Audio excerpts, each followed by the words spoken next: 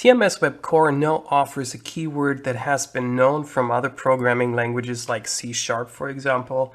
It sounds complicated if you look at the technical stuff, what is involved, especially if you look at topics like asynchronicity or parallel execution of threads or processes. This is not something I'm going to do in this video. This video will hopefully show you how you can become more efficient and write better understandable, better maintainable code with TMS WEB Core for your future web applications. It's just going to be one example after the other, and we're going to start with how we would program in a Delphi application without any asynchronicity involved, and you'll soon realize this is not possible with TMS WEB Core. And then I'm going to show the classical approaches that were available in previous versions of TMS WEB Core using events or anonymous methods. Those were the two principles that were available before. And then I'm going to introduce you to the await keyword, which will make it much easier. And I'll also motivate it not only because it makes it easier or easier to maintain, it will also motivate it from the fact that at some point you'll lose control of your source code because you don't know what is executed when if you don't use await. And await keeps things much closer together and much easier to judge if you open your source code at a later time again. But before all that, let's look at the example that we're going to look at. It's pretty simple. We have one button which allows us to download a resource from the internet, a memo control which will display the content from the internet, and then the actual component which will request the data from the internet. It's a TWEB HTTP request. This control has been around since I think almost the very first version of TMS WEB Core, and it makes it easy to download content from the internet. As a side note, it has been recently expanded, so you can also not only download strings or JSON documents, no, you now can also download blob information and array buffers. So we'll stay with text, and we set the URL inside of the source code that is being downloaded. That's it. That's the setup. The layout of the form can either stay like this. I also added a Bootstrap layer to the whole thing. Have a look at the Bootstrap hands-on demo if you want to get started on that. What I'm doing is I'm wrapping it all in a container, so it is a responsive user interface, and then I define the button and the memo separate of each other in separate rows, each taking up the whole row. The interesting part is that Bootstrap also gives us a nice memo control through the text error HTML tag, which will give us a design element. I'll show it by running the application real quick, so you can judge for yourself looking at it. So here you see you have a bigger download button to make it easy if you wanted to offer your application on a touch interface. Grab that we can do, and then you can resize the number of rows that are being displayed in your memo controls. And you can see this is responsive, changes the size according. Very simple, just the button and a memo control, of course. You don't need it. It's optional, but it makes your application immediately look modern and up to technological standards. Let's start looking at the implementation of the click event of the download button, which will actually download the content from the internet. In traditional times, meaning when we weren't developing web applications with Delphi, we would start as follows. We would change the caption of the button to indicate, hey, something is happening right now, for example. The next step is to assign the URL to the URL property of the request component. The next step is to call the method execute. And in order to receive the result, we would assign the return value of that method to a string, for example, with our HTML data. You might have seen I couldn't use code completion because obviously the method is defined in a different way. And this is just for example purposes. This won't work because the execute request is taking a time or a time span that we don't know about. It can take a second or it can take a millisecond, depending on where the resource is that you request. this cannot be determined. So if Delphi or TMS WEB Core would still work like it did before the web was developed, this operation could block your whole browser, your whole user interface for a very long time. Your application would be unresponsive, and that is something that is not acceptable. You want your user interface to react at all times. The approach that was taken is that you simply call the execute method, and at some point, the component is going to trigger an event as soon as the result is retrieved. And that is exactly what TMS WEB Core makes very easy. You click on the control and go to on response. On error would be called if the resource couldn't be requested for whatever reason. And in on response, you implement the code that is supposed to be executed when it is successful. The parameter a response also makes it very easy. The code that you could write is txt memo, which is the memo control, I think. No, I just named it memo. Let's rename it to txt memo to make it more obvious. Txt memo dot lines dot text equals a response. That's it. Of course, our button caption is still loading, and this is why I'm going to make it very clear to you. I'm going to type here button start caption equals done. And here I'm going to say txt start caption really done. Because that is exactly the mistake, or not the mistake. What I want to show you is after execute, this line is being executed right away, and then after some time when the response has been received, then we get the response and this part of the code is being executed. Let's look at this. Clicking the download button, it immediately switches to done and then really done when the data has been retrieved from the internet. So what we can see is this is being executed right away after this call. So this doesn't make any sense. We remove it. And the other stuff, what we noticed is it works. Our response is being assigned to the text. If I switch back to the browser, here's actually the HTML contents of the URL that we requested. That's how easy it is. However, and this is the downside, let's say you want to request a second URL or you want to make it a parameter, then your event would have to be flexible depending on what you're requesting. You can't use the same event twice, more or less, because that is one of the downsides of Delphi. Compared to other programming languages, you can only assign one event method, not multiple subscribers, so to speak. So what are you going to do? You could, of course, before calling request.execute, you could dynamically assign a method with request.onResponse equals. Okay, that is something you could do. However, you would end up with lots and lots and lots of different methods for different purposes, which would make it hard to maintain, hard to look at after a couple of months, hard to understand, especially if a second, third, fourth team member are involved. Not good.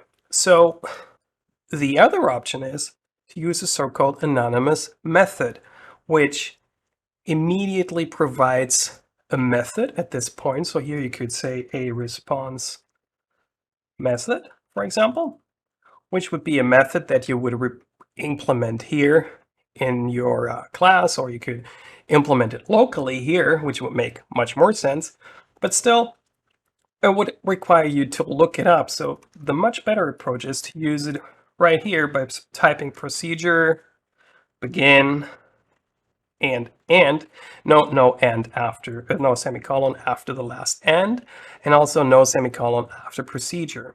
However, this procedure also has certain parameters, kind of like the parameters of the event that you need in order to read the response. It's the same when using anonymous methods, but how can you find out what parameters you need to pass? Well, invoke code completion, and you see that the data type is HTTP response procedure. What is that type? I don't know either, so I'm just gonna type it here, control, click, And thankfully Delphi points us right to it. This is the procedure, a response, a request. You can really do copy paste, go back to your form and paste it right here. So those are the parameters for your anonymous method, okay? And then the code that we have here simply goes from the event to the anonymous method. This will work exactly the same way. Let me just replace really done with done. Start it. Download, loading. And it flips over to done and the content is being shown. Those are the two classic ways to do it. There was no special keyword. Those were things that are part of the Delphi language. Events have been around since Delphi 1 and anonymous methods have been around, I don't know exactly, I think Delphi 2009, that time frame. These are things we can do. However, this becomes very, very cluttered. Speaking from experience, having built a web application that has a web service backend, at some point you just have a lot of methods of this type that read data from a web service, transform it, and then you have to be careful which variables to use, which are class variables, and so on. So that is very, very difficult at some point if your application becomes bigger. It is also very difficult to judge at some point when a certain line is being executed, especially if you access a web service multiple times. So it would be much, much easier if we could go back to the way it was, writing the line to request the code and then get the reply in our code, but our application not being unresponsive. And that is possible with the await keyword. So let's remove all this code. And instead of calling request, TMS WEB Core offers a new method, which is called perform.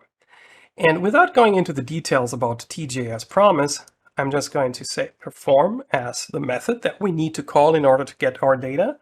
And then we can use the await request.perform. And we want to assign it to LHTML, our local variable. And our memo text lines.text equals LHTML. If you compile this, it's not going to work because we do need some modifications to our method, because right now TMS WEB Core is not aware of the fact that you want to use await. Okay, so what you need to do is each method that uses await has to be marked as async. So in this case, we need to mark this method with the async custom attribute, and it will work. One warning, if you do this, the problem is that this kind of construct might give you some problems if you add more buttons to the form and on-click events, because the Delphi IDE will most likely insert your next event right here. And then button start click will no longer have the async custom attribute, but the other method. So my recommendation is to keep the event as is, and then remove the code, declare a new method, do download, for example, whatever the name is, whatever strikes your fancy, and paste it, and then also copy over the variable declaration, and then mark that method with the async keyword. Much better. So after refactoring this code, we also need to call do download from the onClick event. So do download. So before we can compile this, back to the final touches, because even though this is what we want to do, assign the string to the result of perform, this is not how it's been implemented or how easy it is. Instead, perform returns a different data type, which honestly, I had to look this up in the documentation. TMS WEB Core has great documentation with well over 500 pages. So this is specifying the return type as the first parameter of await, and then the method that you want to call. Okay, so, and you can't assign LHTML obviously you would have to assign a different variable for the response. So lres of type TJS XML HTTP request. That is what I'm going to do. The nice thing is that if we compile this now, we get success. Don't let yourself be misled by Delphi underlining these. Obviously, the Delphi compiler is not aware of, oh wait, this is a TMS WEB Core specific feature.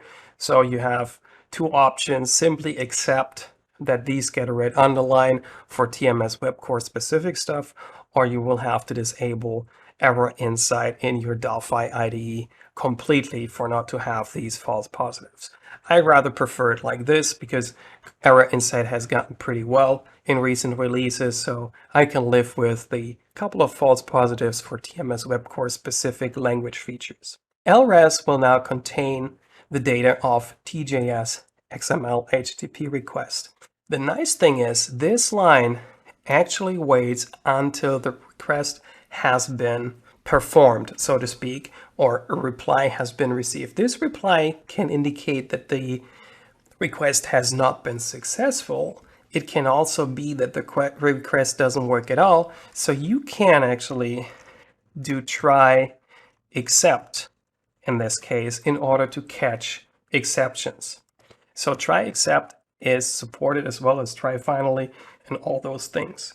Different methods also throw different exception types. For example, if you work with Xdata web services, you get special Xdata exceptions to see where the error lies. For example, unauthorized and stuff like that. However, the LRES type also gives you information about what was going on. LRES response will contain our LHTML information that we've been displaying before. So you simply can't assign LHTML to the response that was received without implementing any event, any callback, or any anonymous method. You can simply do it like you've done it before. Perform the request, you assign the result, you show the result. So let's compile this. And I told you that it was going to be hands-on and intentionally response, and this is something you can get again with code completion, is a TJS value. It's something specific. If you get a JSON document as a return value, you can easily get into JSON classes to read objects and stuff. What we want here is response text. So actually we have to use the response text property, and that converts everything that is being returned into a string. So this definitely will work now. As expected, we click download, loading. It's not freezing. And here's our memo with the data. Of course, why does it still loading? Because we didn't set it correctly. So txt or button start dot caption equals download again. Let's run this again. Download, loading, and done. And all with a traditional sequential approach without calling any events or without having anonymous methods, just top to bottom. But, and that is the key fact, while this line is being executed, your user interface is responsive and your users can click on other stuff that is being executed at the same time. And as soon as your application has received the information, this code is being executed.